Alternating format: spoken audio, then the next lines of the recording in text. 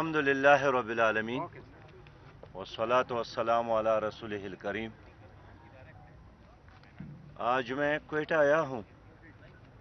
यहाँ गुज़श्ता चंद दिनों के बारिशों की वजह से, बरसाती नालों की वजह से पूरा निज़ाम दरहम बरहम हो गया है।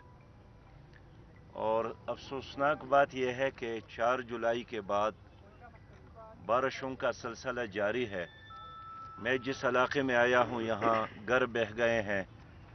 पूरे बलूचिस्तान में बागात तबाह हो गए हैं, डैम तबाह हो गए हैं, माल मवेशी पानी में बह गए हैं। 111 से ज़्यादा हमारे भाई शहीद हो गए हैं, बच्चे भी उसमें बह गए हैं।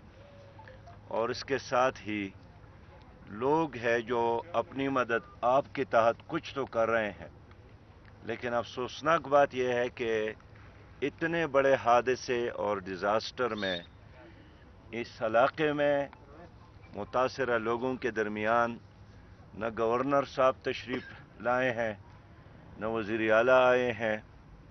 60 से ज़्यादा मेंबरान हैं, बहुत बड़ा काबीना है, मशीर साहिबान हैं। कोई भी इन लोगों के हल पुरसी के लिए नहीं आया। वज़ीर आज़म साहब ने भी कल 30,000 फुट की बुलंदी पर बलूचिस्तान की तबाही और बर्बादी का तमाशा किया, लेकिन अमली तौर पर 10 अजला मुतासर हो गए हैं। 14,000 से ज़्यादा घर तबाह हो गए हैं। लेकिन हुकूमत ने अब तक बलूचिस्तान को आपतज़दा इलाका करार नहीं दिया और कुछ जुज़वी ऐलानात करके अपने आप को मुतमईन किया कि मैंने अपने हिस्से का काम किया। इन हालात में मैं वफाकी हुकूमत और सूबाई हुकूमत से कहना चाहूँगा कि तुम्हारे साथ करोड़ हाँ नहीं अरब हाँ के वसाइल हैं, तुम्हारे साथ एम्बुलेंस मौजूद है, लेकिन मुसीबत के वक़्त वो नहीं आए। तुम्हारे साथ सिक्योरिटी फोर्सेस के हज़ारों लोग मौजूद हैं, लेकिन मुसीबत के वक़्त उन्होंने अवाम का साथ नहीं दिया। तुम्हारे साथ हेलीकॉप्टर मौजूद है, तो लोगों को मारने के लिए हेलीकॉप्टर तो हर वक्त अवेलेबल है, लेकिन सैलाब में और सैलाबी पानी में फंसे हुए लोगों को निकालने के लिए फिर तुम्हारे हेलीकॉप्टर उनके काम नहीं आए। तो तुम्हारे दिलों के अंदर इतनी सख्ती है, पत्थर दिल रखते हैं कि आवाम से वोट लेते हैं, आवाम से टैक्सेस लेते हैं, आवाम से सपोर्ट लेते हैं, लेकिन 2 कतरे बारिश होती है और कोई सैलाब आता है, पानी आता है, तो फिर लोगों को बचाने के लिए, गली और कूचों को बचाने के लिए, बस्तियों को बचाने के लिए तुम्हारे साथ कोई इंतज़ाम नहीं है। और मुझे अफसोस है कि बलूचिस्तान की हुकूमत ने भी, वफाकी हुकूमत ने भी अवाम को हालात के रहम करम पर छोड़ा है। अब तक इतना अरसा हो गया, कोई एक्शन में हुकूमत नहीं आई है। तो ये तो इलाज नहीं है कि आप सिर्फ एक हवाई सर्वे करके और हवाई तमाशा करके आवाम की हालत ज़ार को देख कर बस अपने आप को मुतमईन कर ले। बलूचिस्तान में बहुत ज़्यादा ख़राब सिचुएशन है, और जब आप लोगों का साथ नहीं देते फिर लोग भी आपका साथ नहीं देंगे। आप लोगों ने लोगों को तन्हा छोड़ा है, लोग भी आपको इसी तरह तन्हा छोड़ेंगे। मुझे अफसोस है कि मैं जिस इलाके में इस वक्त आया हूँ, यहाँ माल मवेशी बह गए हैं और हुकूमत कहती थी कि हमने 300 डैम बनाए। मैं बलूचिस्तान में कल कराची से यहाँ तक पहुँचा हूँ बाय रोड। मैंने तो किसी जगह तुम्हारे वो डैम नहीं देखे, और डैम नहीं है तो पानी ज़ाया हो रहा है, डैम नहीं है तो पानी लोगों के लिए रहमत की बजाय ज़हमत बन रहा है, डैम नहीं है तो बागात तबाह हो गए हैं। बलूचिस्तान में पहले से गुर्बत नाच रही है और पहले से यहाँ हालात बहुत ज़्यादा इब्न है, लेकिन इस सैलाब ने तो ये साबित कर दिया कि पाकिस्तान की वफाकी हुकूमत और पाकिस्तान में इस वक्त जो बलूचिस्तान की हुकूमत है, उनके दिलों में उनके लिए कोई जगह नहीं है। और सिर्फ अल्फाज के हद तक, ऐलानात के हद तक, झूठे वादे के हद तक अखबारात में और प्रिंट मीडिया में चीज़ें मौजूद है, لیکن اب جب میں متاثرہ علاقوں کا دورے پہ آیا ہوں تو یہاں کے لوگوں سے ملا ہوں، یہاں کے ماؤں بہنوں اور بیٹیوں نے بتایا، یہاں کے بزرگوں نے بتایا، یہاں کی دکانداروں نے بتایا کہ عملی طور پر اس وقت تک حکومت نے کچھ بھی نہیں کیا، اور اتنے ریلے گزر گئے۔ کل وزیر اعظم صاحب ہیلی کاپٹر اور جہاز میں آ کر یہاں پر حاضر ہو گئے، وہ بھی بالا بالا بلندی سے تماشا کرتے ہوئے واپس چلے گئے۔ اس سچویشن میں وفاقی حکومت سے مطالبہ کرتا ہوں کہ پورا بلوچستان آفت زدہ قرار دیا جائے اور ہنگامی بنیادوں پر آبادیوں کو دوبارہ تعمیر کرنے کے لیے عوام کا ساتھ دیا جائے۔ وزیر اعظم نے کل اعلان کیا کہ میں 5 لاکھ روپیہ دوں گا گھر کے تعمیر کے لیے۔ اب ایسا انجینئر دنیا میں مجھے بتائیں کہ 5 لاکھ پہ کوئی گھر دوبارہ تعمیر ہو سکتا ہو؟ ایک کمرہ بھی تعمیر، اتنا آپ نے مہنگا کیا ہے، سیمنٹ کو مہنگا کیا ہے، سریا کو مہنگا کیا ہے، اینٹ کو مہنگا کیا ہے، اور لیبر مہنگا ہو گیا ہے، تو یہاں فوری طور پر ایک بڑے پیمانے پر عوام کو ریلیف دینے کی ضرورت ہے۔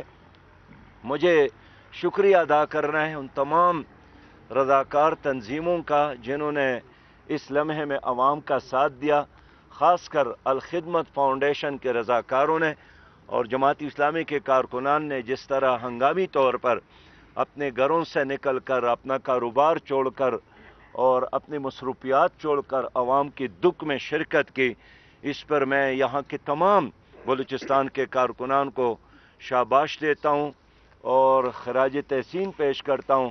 لیکن حکومت کے کرنے کا جو کام تھا، اب بھی اس کی ضرورت ہے کہ اس پر توجہ دے جائے۔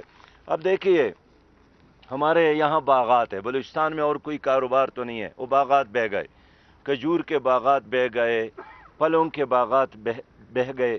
بلوچستان کی معیشت کا ایک بنیادی ریڑھ کی ہڈی مال مویشی ہے، اب وہ مال مویشی بھی بہہ گئے۔ اب لوگ کیا کریں؟ صبح سے مجھے فون آ رہے ہیں کہ کم از کم ہمیں ہنگامی بنیادوں پر کوئی خیمہ تو مہیا کر لے، مزید بارشیں ہوں گی تو ہم اپنے چھوٹے بچوں کو کہاں رکھیں گے؟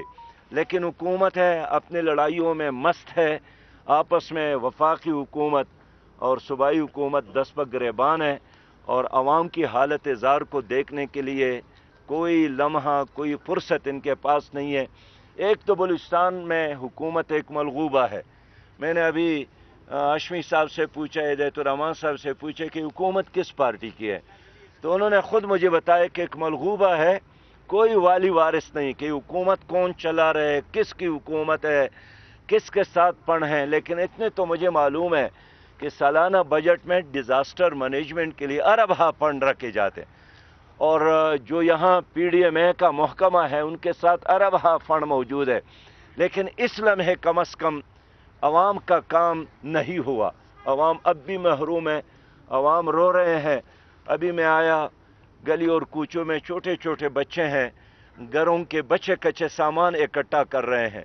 انسان کے آنکھوں میں آنسو آتا ہے کہ خدایا پاکا، یہ ہمارے چھوٹے بچے جن کو سکول میں ہونا چاہیے، اور یہ کام جو یہ لوگ کر رہے ہیں یہ تو ہماری حکومت کو کرنا ہے۔ میں نے پوچھا کہ آپ کا قومی اسمبلی کا ممبر کون ہے، اس کو آپ کے درمیان ہونا چاہیے تھا۔